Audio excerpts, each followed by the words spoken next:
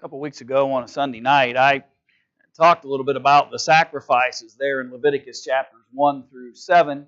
Well, let me rephrase it. I had intended to talk about the sacrifices in Leviticus chapters 1 through 7. I only got through chapter 3 in that study. I was able to talk about the burnt offerings, the meat or grain offerings. We were able to talk about the peace offerings, the offerings really that were about praise and honor towards God, and offerings that were being brought in respect to Him and in worship to Him. But for time's sake, just kind of ran out of time that night and was not able to talk about the sin offering, or even, and then you can kind of debate whether there's two others, whether there's the sin offering, the guilt offering, and the trespass offering. I'm actually, in our study tonight, going to kind of combine the guilt and trespass offering and just call it the trespass offering. But at any rate, we weren't able to discuss all of those things. I had one slide left, and maybe I should have just went through with it, but I thought I'd fed you enough that night of information and things to think about, and so I stopped. Well, I'm going to come back, but guess what? I added about 2 more slides to it, so we'll see what happens in the study. It's actually going to be beneficial because we're actually going to be able to dig a little deeper. Some even asked me on the way out that night about comparing the sin offerings to Jesus and His sacrifice, and where are the comparisons, if there are any, in relationship to that. I would not have had time to do that if I had rushed through 2 weeks ago, but I'll have time tonight, and so we'll be able to do that a little more this evening. So go back there in the Old Testament, Leviticus, and let's look a little further into these particular lessons. And I simply entitled it back a couple weeks ago, Bring an Offering.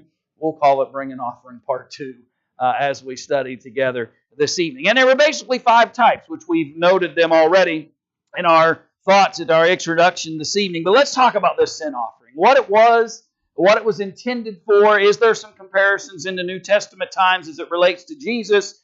And just see what we can learn from these particular offerings. Now, let me stop and consider something first, though, with you. And that is that when it came to the grain offerings or the meat offerings, depending on your translation, and the peace offerings and the burnt offerings, those were not unfamiliar to people. Even prior to the Levitical laws that were being given, those kinds of offerings had already been witnessed and seen. Those Levitical descriptions there in chapters 1, 2, and 3 are really kind of governing those that already existed in relationship to the people. Let me just illustrate that to you quickly. I told you to go to Leviticus, but let's go to a couple other passages first. Start in Genesis chapter 8 and verse 20. Here we are clear back in the days of Noah in Genesis chapter 8 and verse 20. And notice that then Noah built an altar to the Lord and took of every clean animal and of every clean bird and offered burnt offerings on the altar. And so long before you ever have the Levitical restrictions and thoughts as it relates to what kind of things to do with the burnt offering, Noah, back here in Genesis 8 and verse 20, is already offering burnt offerings before God. In fact, as he gets out of the ark and he builds the altar and he intends to begin the process of offering these clean animals before God as a burnt offering long before Leviticus ever comes into play. Jump over into Exodus chapter 20 and verse 24. Exodus chapter 20 and in verse 24. Notice again, we're prior to those Levitical instructions, but he says, An altar of earth you shall make for me, and you shall sacrifice on it your burnt offerings and your peace offerings, your sheep and your oxen in every place where I record my name. I will come to you and I will bless you. Again, these offerings are made in praise and worship and honor of Jehovah, and they've been around for a while before we ever read of them in Leviticus and those descriptions. In fact, go back to Job, who predates some of these things as well, and examine with me for a moment what is said in Job chapter 1 and in verse 5. So before Moses, before the law ever comes into play, Job now, in his days, notice, you recall the descriptions of him, but in verse 5, so it was when the days of feasting had run their course that Job would send and sanctify them, talking about his children, by the way, And he would rise early in the morning and offer burnt offerings according to the number of them all. For Job said, "It may be that my sons have sinned and cursed God in their hearts." Thus Job did regularly. Long before we have what we're about to study, the sin offerings of Leviticus chapters 4 and 5, long before we have those descriptions of how God wants them used under this new, or this Old Testament new to them, law that God is going to give through Moses, Job is already thinking that way. Job is already offering burnt offerings in concern that his children may have sinned during the feasting that they were involved in prior, and it was Job's regular practice to offer those burnt offerings just in case they had sinned against the Lord. And so the basic concept of a burnt offering anyway, and a peace offering, has already been understood among the people. But the sin offering is going to be somewhat different. Even different than what Job had experienced here in Job 1 and verse 5. In particular, because Job was doing that on behalf of others, but in fact that actually is a parallel, if you think about for a minute, that's more of a parallel to Jesus in some ways than some of the others. Some of the offerings for sin had to be brought by the person themselves, and they actually did the sacrificing on behalf of their own sinful choices. Job was offering regular sacrifice on behalf of somebody else, which is actually parallel to what Jesus was doing. And so when we see these offers of sin offerings here in Leviticus, we'll see some comparisons to Jesus, and we'll also see some contrast. Let's go into the New Testament for a minute. And I want you to think for a second, before we talk about why they were bringing these sin offerings before the Lord, let's talk a little bit about what was going on and how it's described in the New Testament. So go to Galatians chapter 3. Galatians chapter 3 and in verse 19.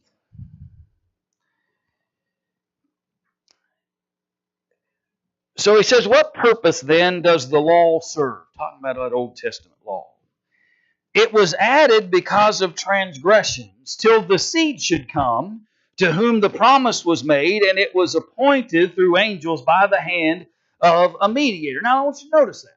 He said, what purpose did this Old Testament law serve? Now you say, how do you know when he says law, he's talking about the old one?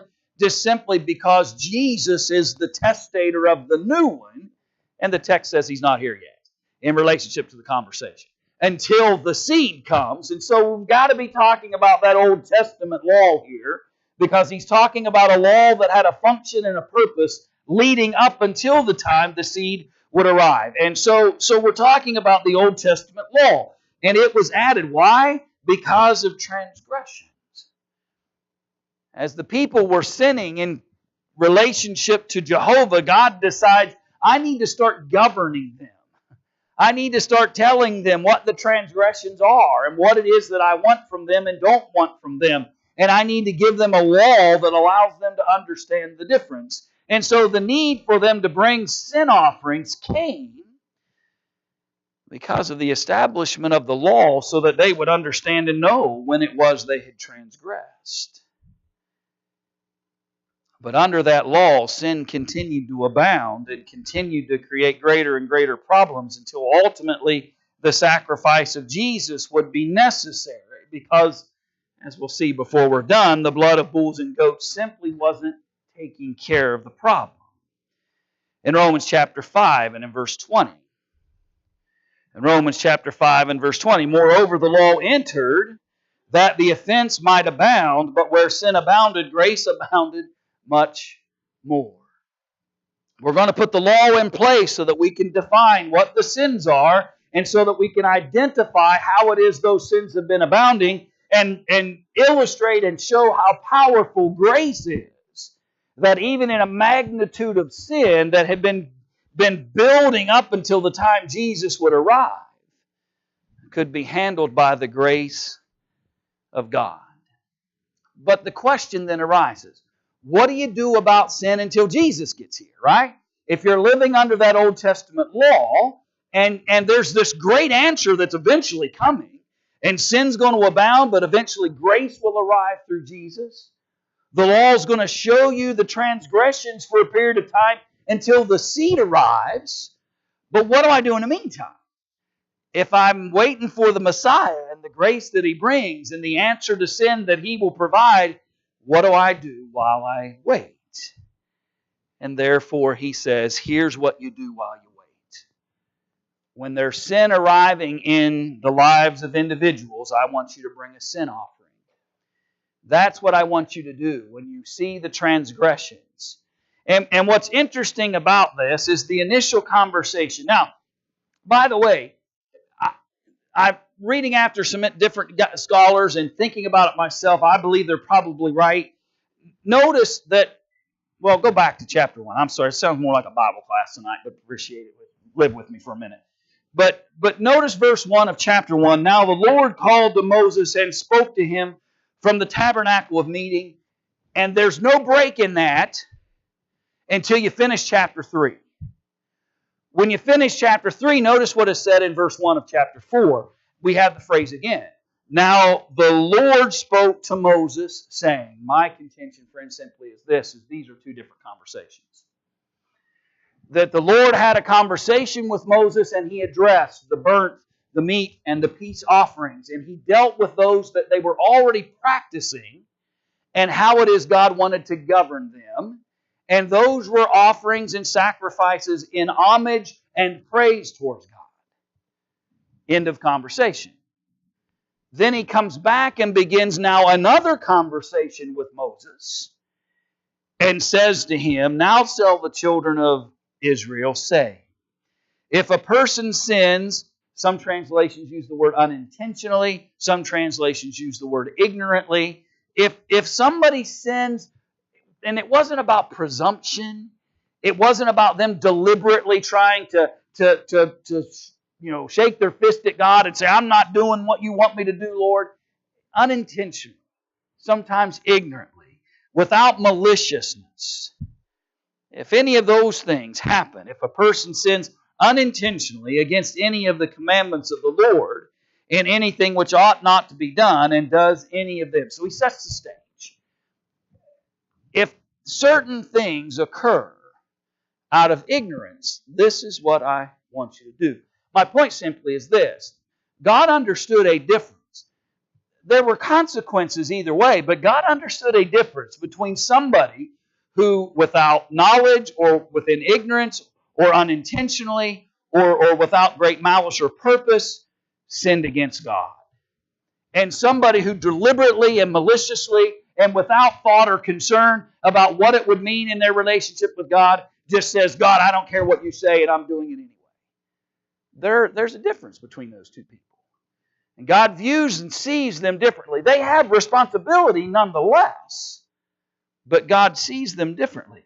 Let me share a couple of texts with you. Go to Psalm 19, verse 12. Psalm 19, verse 12.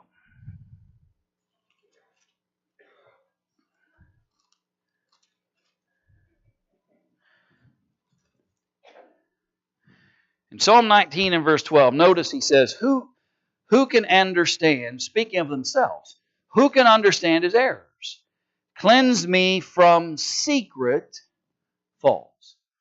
The psalmist recognized that there are sometimes we're going to be doing things that God doesn't necessarily approve of. And we may not know it initially. There could be secret faults, things that we haven't learned about yet, things that we haven't been educated about yet. Friends, every new convert that ever comes along is going to have a moment like that, where they do something, and it's not because they're trying to willfully disobey God. They don't know any better yet. Now let me ask you something. Should we treat the new convert who doesn't know any better yet a little differently than the person who's been around for 55 years and ought to know better? Yeah. Yeah. Because the person who's been around for 55 years and has heard and understood and known what God desired about certain things should have a better grasp and understanding on it. And God says some things are secret faults. People don't understand what they're doing. They're behaving and making choices that they simply don't know. Notice verse 13, same text of Psalm 19. Keep back your servant also from presumptuous sin. Some are secret, false. Some are presumptuous. Let them not have dominion over me, then I shall be blameless, and I shall be innocent of great transgressions. Secret faults can be addressed and dealt with. Knowledge can be learned. Adapting to what God's better ideas for me are can be found. The presumptuous sin seems to be listed here in verse 13 as something that leads to greater transgression. The willful choice of disregarding God's will when I already understand it brings a greater discipline or challenge. Therefore, two different kinds of sacrifice, by the way, that we're going to eventually see back in the book of Leviticus. In the early part of Leviticus chapter 4, we're kind of dealing with verse 12 of Psalm 19. Later, we're going to deal with the more presumptuous kinds of sin where we know what we're doing and we still do it. And He actually has a separate sacrifice for that purpose. Go over into Luke 12 for a minute. Let's parallel it to some New Testament thoughts. Luke 12, verse 47.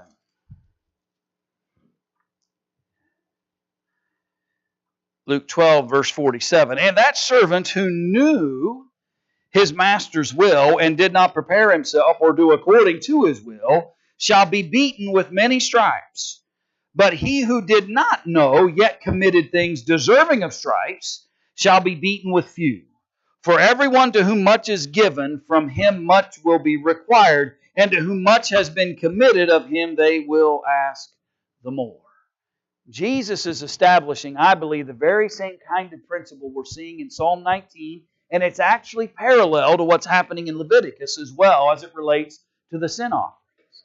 Because Jesus says here, there are going to be some, when they know exactly what the Master wants and they defy it anyway, they will be beaten with many stripes.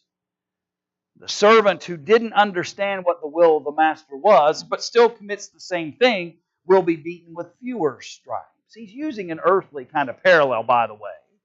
I don't believe here in this text he's talking about hierarchy of condemnation. One person's hell is going to be lesser than another person's in eternity. But in the moment when folks are being disciplined, corrected, reproved, rebuked, exhorted with all long suffering, we need to understand which one are we dealing with. Are we dealing with the circumstance where somebody has acted upon something where they knew better? Or is this something in ignorance? One more New Testament text, Luke 23. If you think for a minute, you might think about what this is about to say. You remember Jesus' 7 statements from the cross? And in verse 34 of Luke 23, we find the statement what? Father, forgive them, for they what? For they know not what they do. Did they know they were crucifying a man? Yeah. Did they fully comprehend who it was they were putting on that cross? No. There was a level of ignorance among some of those who were participants in that effort.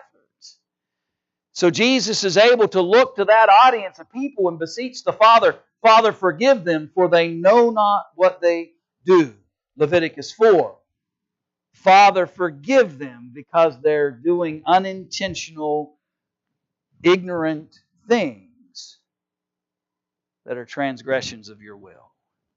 There's a parallel between what Jesus is saying to about that audience of people and what's happening over in Leviticus chapter 4. Now, here's what's interesting. Go back to Leviticus chapter 4. Among the sin offerings that are described in chapter 4, there's actually 4 different versions. And it depends on who it is you're dealing with. Now, I'm not going to spend time reading the whole narrative, and you can go home and do that and get the specifics.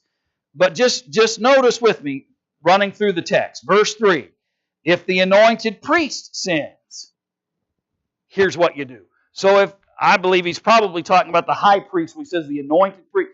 when the priest sins, though, here's how he handles his sins. Look in verse 13.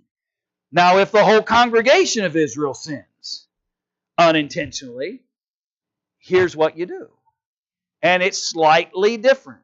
With the priest, he actually lays his own hands on the sacrifice.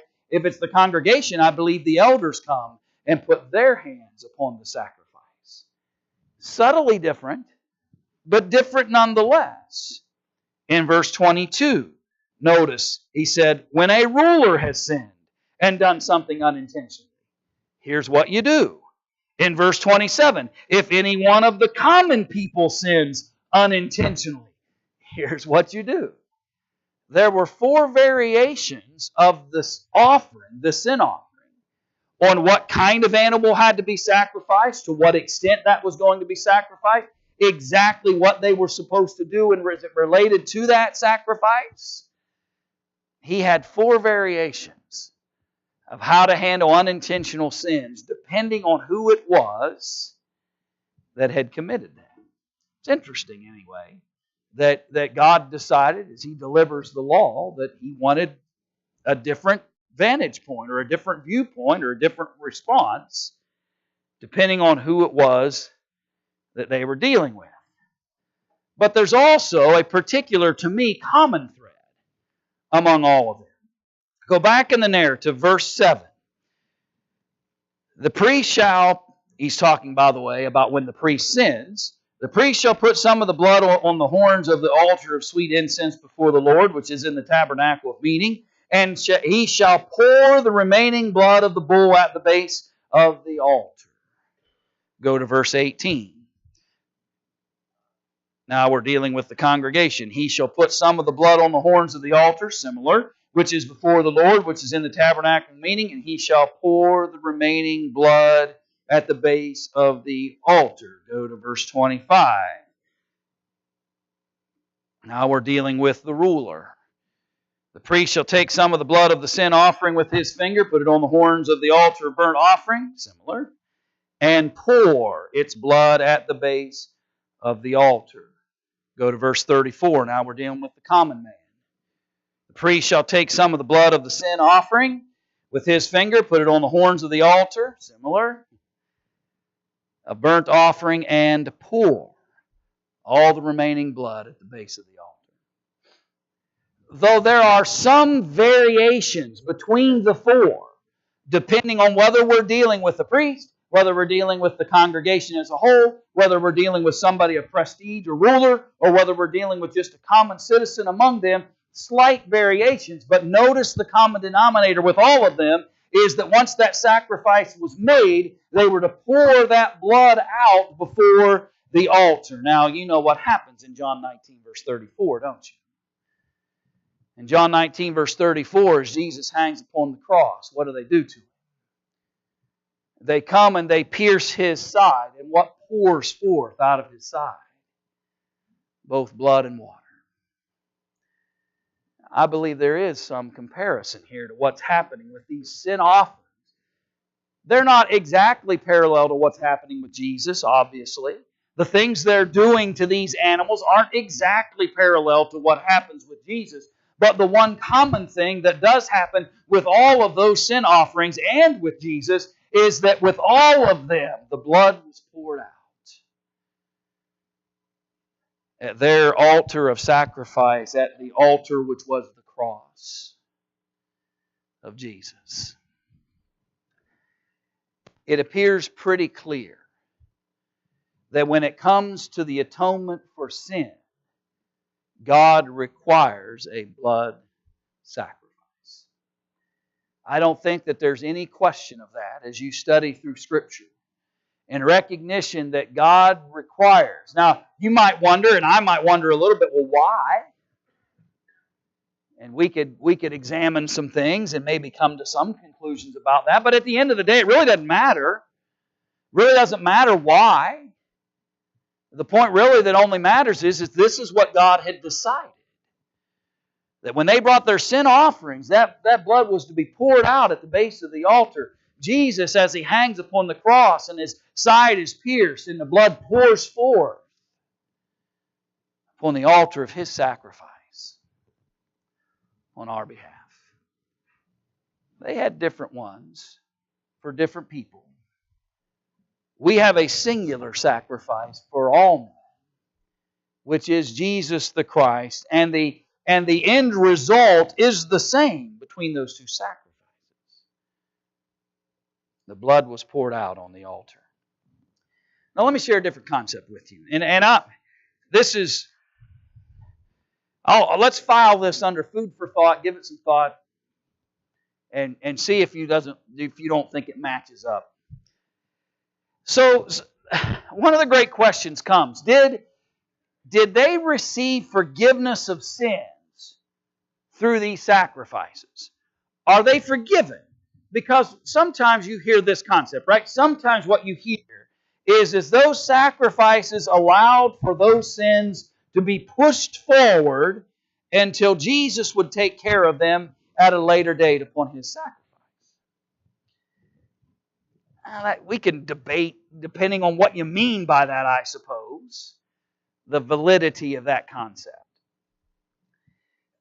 But let me just maybe share with you the way the Bible kind of talks about the two different sacrifices, the sin offerings and the sacrifice of Jesus, and see if we can't make a distinction that the Bible makes.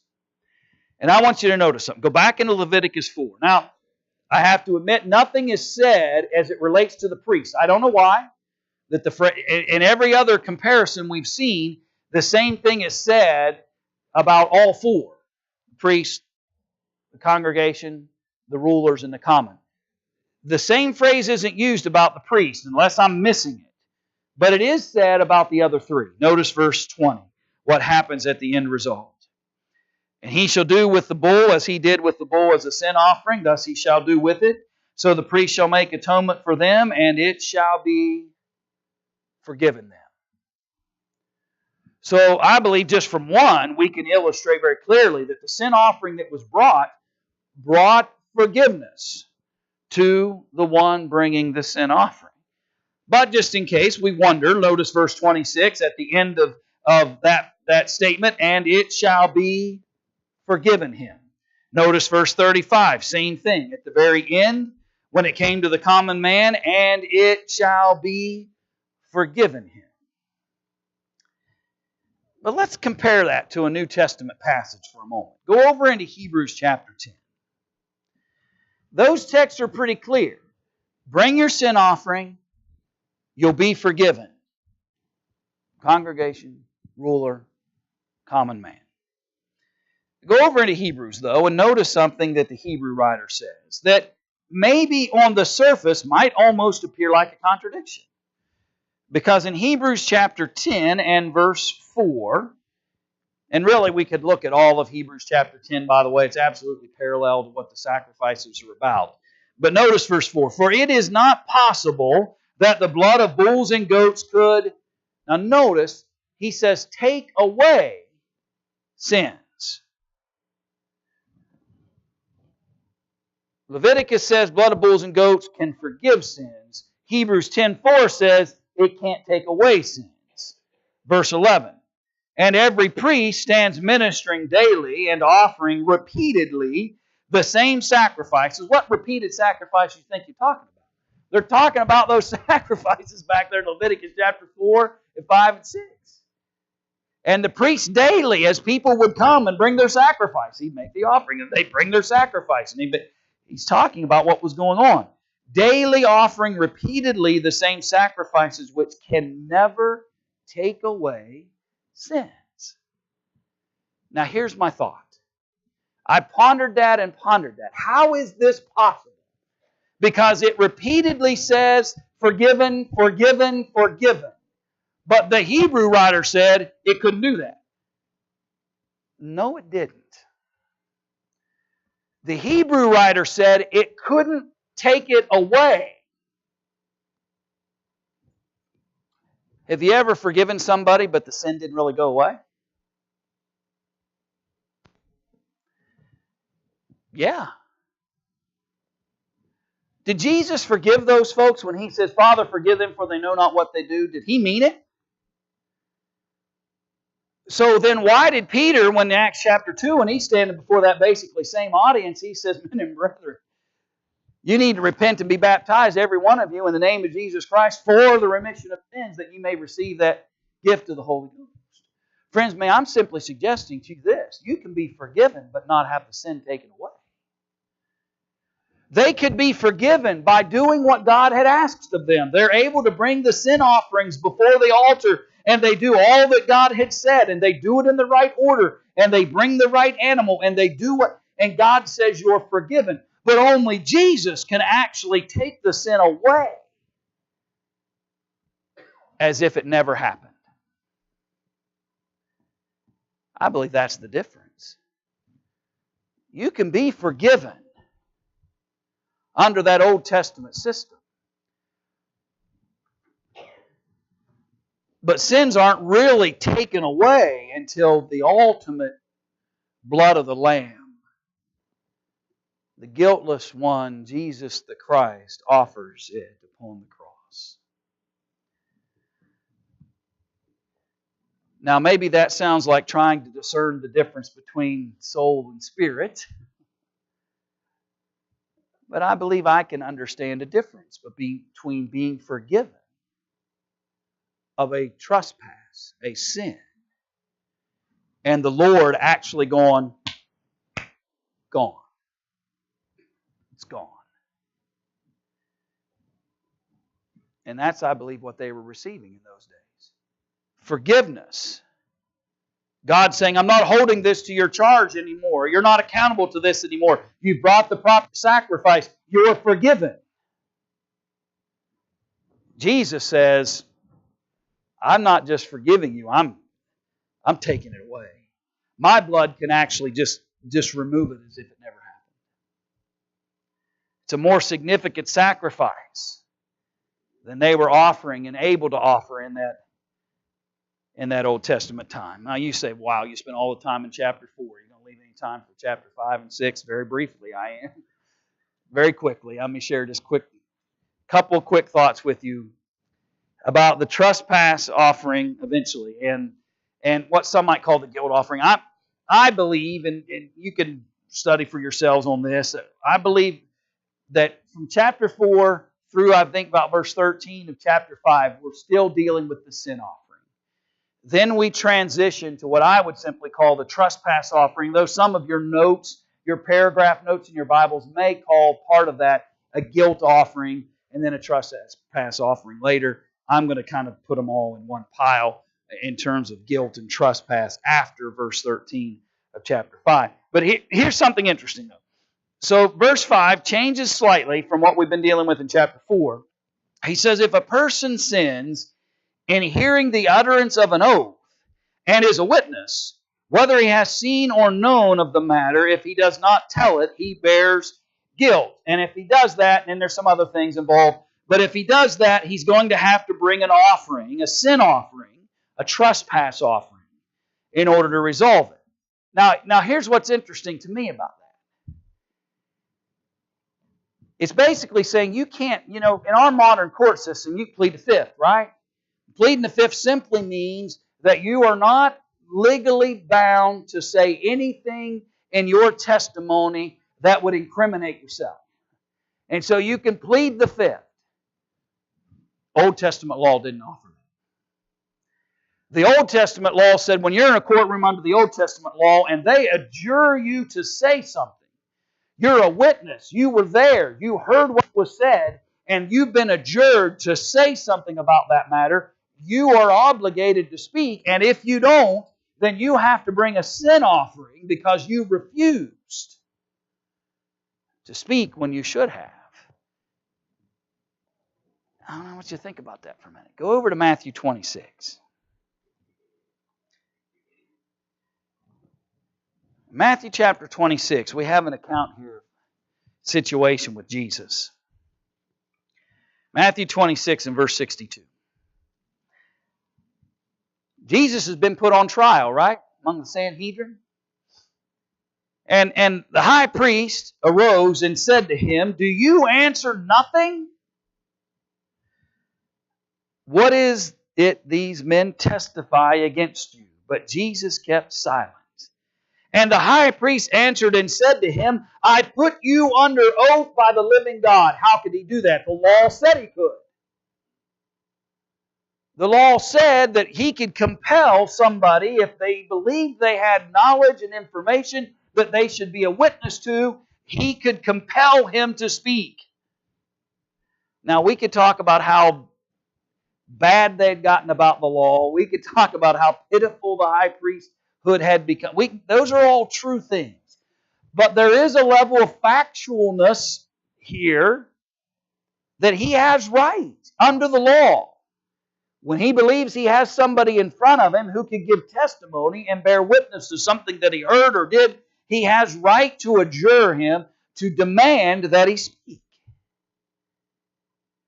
But Jesus kept silent. He says, well, I'm putting you under oath. Tell us if you are the Christ, the Son of God. Jesus said to him, it is as you said. Nevertheless, I say to you, hereafter you will see the Son of Man sitting at the right hand of the power and coming on the clouds of heaven. Now, here's the quick parallel I want you to think about for a minute. His refusal, and I don't even know in some senses whether really what he said was the answer that he was looking for. Thou hast said, some translations say there in that moment. And he does in some senses kind of admit to their accusation of who he claims to be. Not necessarily to everything that he had been accused of, though. And the point simply is this. Isn't it interesting that kind of under the law, Jesus would have had, if he had refused to listen to what the high priest said and to ignore being adjured to speak and give testimony, he would have to have brought a what? A sin offering. He's under the law. Remember, for him to live sinless and guiltless, right? Isn't that the whole idea of what Jesus is doing when he goes to the cross? And the only law that he could be bound to was the Old Testament law up until the time that he dies. And maybe in some senses he does exactly that. He does bring a sin offering. Guess what? It was him.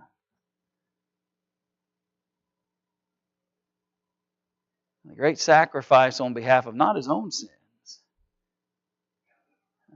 but the sins of others.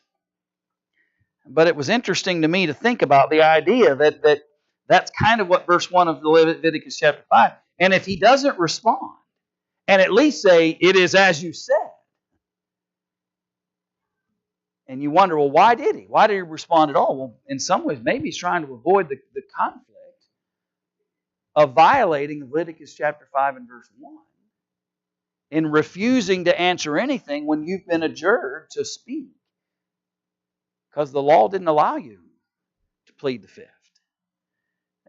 Anyway, it was fascinating to me to think about verse 1 of Leviticus chapter 5 as it relates to Jesus. In order for him to be able to remain guiltless as he ultimately then goes to the cross for the sins of all mankind. And then finally, there's the trespass offering. And that was a little different. Verse 14 of chapter 5 talks about it as a trespass against holy things. When they cheated God out of the proper tithe, or they offered the wrong kind of sacrifice, there were restrictions and guidelines, things that they needed to do. And Chad thought, why in the world did he have me read chapter 6? Because he barely got to it. But in chapter 6, he deals with trespasses against others. It's really kind of fascinating, by the way. It was very practical kind of things. If your friend had asked you to help him find something and you found it but didn't tell him, that's sin. You know, if your friend gave you something to hold on to for him and you didn't give it back to him, that was a sin. And they had to bring a trespass offering as a result of those kinds of behavior. And the concept of restoration. In fact, he said if you do that, or if you steal something from another or don't return, you not only had to give it back, but there was another percentage on top of that you had to return to them as well. The concept of restoration, not just to what what had been taken away, but even in addition to. You've listened well tonight. These sermons went, wow, could you imagine if I'd done all that in one night? You'd been. The sacrifice of Jesus is ultimately the answer to sin. Because I don't know about you, but I appreciate the fact that there's that step beyond just forgiveness, but the idea that Jesus takes them away. And my sins can be removed from my charge completely and totally and forever. With no more need to come back and redo the sacrifices over and over again. Maybe you're subject to the gospel in some way. Maybe we can encourage you through prayer tonight or aid you in some way. If you're ready to embrace the sacrifice of Jesus to the saving of your soul, to find remission of sins through baptism, we invite you to come while we stand and while we sing.